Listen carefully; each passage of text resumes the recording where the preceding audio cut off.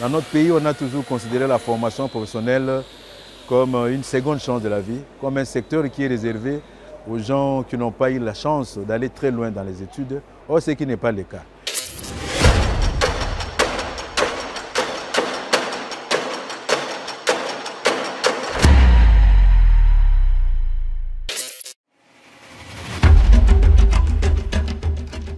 Mais en termes de réalisation phare de mon ministère depuis mon avènement, on doit vraiment épingler l'instauration de la foire de la formation professionnelle qui a tenu sa première édition du 26 au 29 octobre de l'année passée.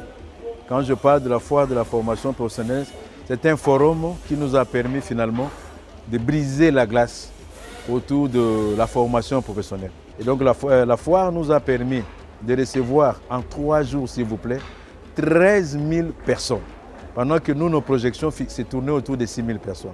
C'est aussi qui nous a permis de déclencher toutes ces séries que vous voyez, de formations gratuites dans tous les secteurs, dans tous les domaines. Nous avons déjà réalisé beaucoup de formations gratuites, mais sans oublier que nous avons ouvert une brèche dans le cadre de l'effort de guerre pour soutenir les dépendants des militaires et nous avons lancé aussi la formation des dépendants des militaires dans tous les domaines, menuiserie, électricité, maçonnerie, mais même là où on se trouve, donc tous les stagiaires, les apprenants qui sont là, nous avons placé ici 200 apprenants gratuits aux frais de l'État, 200 gratuits ici, mais les 10 meilleurs seront retenus déjà comme employés dans cette usine-là.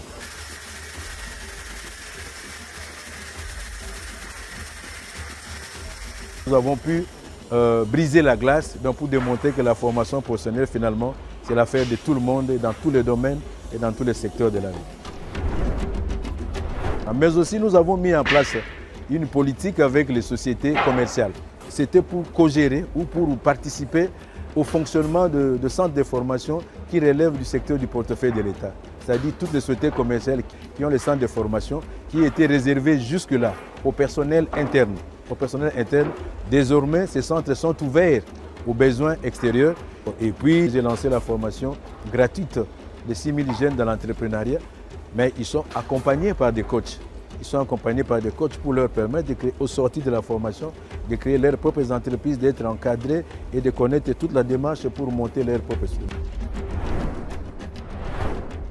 Et toujours dans le souci de renforcer le profil des formateurs, j'ai conclu avec l'Institut chinois de Shandong, au mois de novembre de l'année passée, un protocole d'accord, un mémorandum d'entente qui va permettre aux formateurs congolais d'aller perfectionner leur formation en Chine dans des filières que nous allons définir, mais aussi dans le cadre des programmes de renforcement des capacités.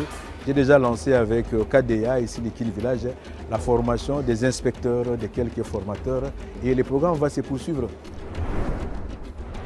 Nous avons déjà sous la houlette de la Première ministre adopté au niveau du Conseil, et le dossier est déjà sur son cours normal, la construction des instituts de formation où on peut former les formateurs peuvent aller en recyclage pour résorber ces problèmes-là, le profil des formateurs et d'en voir au moins au niveau des aires géographiques, c'est-à-dire dans l'espace Grand Katanga, dans l'espace Grand Équateur, nous avons déjà ces programmes-là. Et nous avons aussi lancé, toujours sous la houlette de la Première ministre, la construction des centres de formation professionnelle cette fois-là.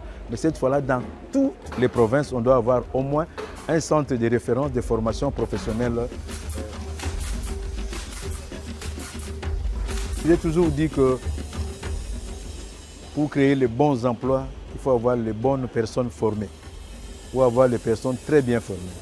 Et la particularité ici aussi, nous avons mis un accent sur le partenariat avec le privé.